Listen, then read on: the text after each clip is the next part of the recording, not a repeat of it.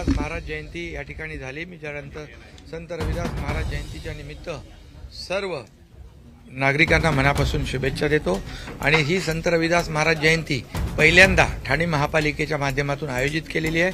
ठाणे महापालिकेला पण धन्यवाद देतो, कारण संत रविदास महाराजांचे जे काही अनुयायी आहेत त्यांची गेल्या अनेक वर्षापासूनची मागणी ठाणे महापालिकेने पूर्ण केली। आयुक्तांना धन्यवाद, त्यांच्या टीमला धन्यवाद। सर, उद्धव ठाकरे म्हणते की तुम्ही जे आहे ते गंगेमध्ये पाप देण्यासाठी असताना काय म्हणाले?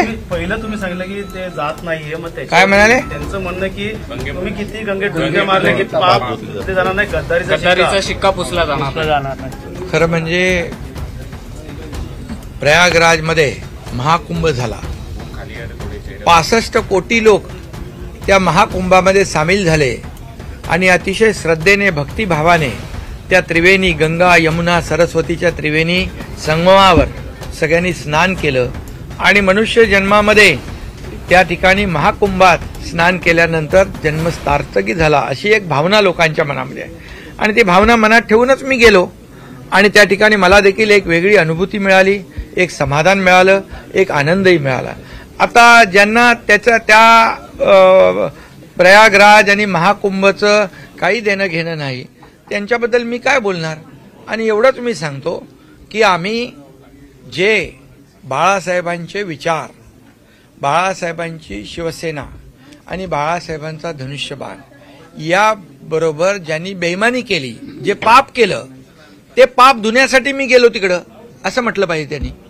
आणि म्हणून त्यांनी पाप केलं, बाळासाहेबांचे विचार गहाण ठेवण्याचं, गहाण टाकण्याचं, बाळासाहेबांचे विचार सोडण्याचं, धनुष्यबाण गहाण टाकण्याचं पाप केलं, शिवसैनिकांचं खच्चीकरण करण्याचं पाप केलं।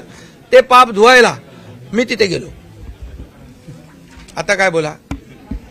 आणि ते पाप लपवायला लंडनमध्ये जातात, आता बोला। गंगेला पण बदनाम केलं की काय? गंगेला बदनाम, महाकुंभाला बदनाम यांनी केलं। चांगल्या चांगल्या ज्या गोष्टी आहेत त्यांना आवडत नाहीत, जिथं चांगलं होतंय तिथं त्यांना पोटदुखी सुरू होते, त्या पोटसूळ उठतो, चांगलं करायला येत नाही, चांगलं बघवत नाही।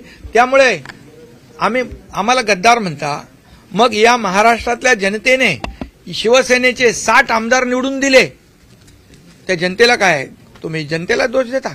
ही जनता तुम्हाला विधानसभेत तुमची जागा दाखवलेली आहे, आता येणाऱ्या पुढच्या निवडणुकीत तुमचा पार सुपडा साफ करेल। ठाण्यातला पहिला दौरा आहे उद्धव ठाकरे, ठाण्यामध्ये दौरा करणार आहेत। अरे विधानसभेच्या अगोदर पण केला, लोकसभेच्या अगोदर पण ठाण्यात केला।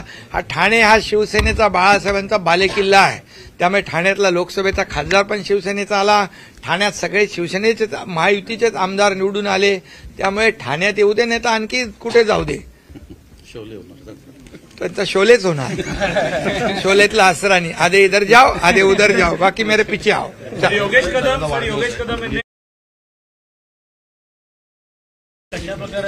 खरं म्हणजे स्वारगेट पुणे येथे BST मध्ये गाडीमध्ये झालेली घटना अतिशय दुर्दैवी आहे, अतिशय दुर्भाग्यपूर्ण घटना आहे।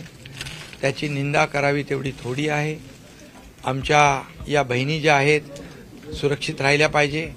आमचं सरकार संवेदनशील आहे, झिरो टॉलरन्सवाला आहे आणि म्हणून या ठिकाणी जो आरोपी आहे या आरोपीला कठोर शिक्षा झाली पाहिजे। मी स्वतः पोलीस आयुक्तांशी बोललोय आणि ही केस फास्ट ट्रॅकवर घेणार। मुख्यमंत्री स्वतः त्याच्यामध्ये लक्ष घालतायत, अजितदादा स्वतः लक्ष घालतायत पालकमंत्री म्हणून, आणि म्हणून ही केस फास्ट ट्रॅकवर घेऊन या नराधमाला फाशीची शिक्षा लागली पाहिजे। पुढे कोणीही अशा प्रकारच्या आमच्या लाडक्या बहिणींवर अत्याचार करायला हिम्मत करता कामा नये, अशा प्रकारचं काम आमचं सरकार करेल।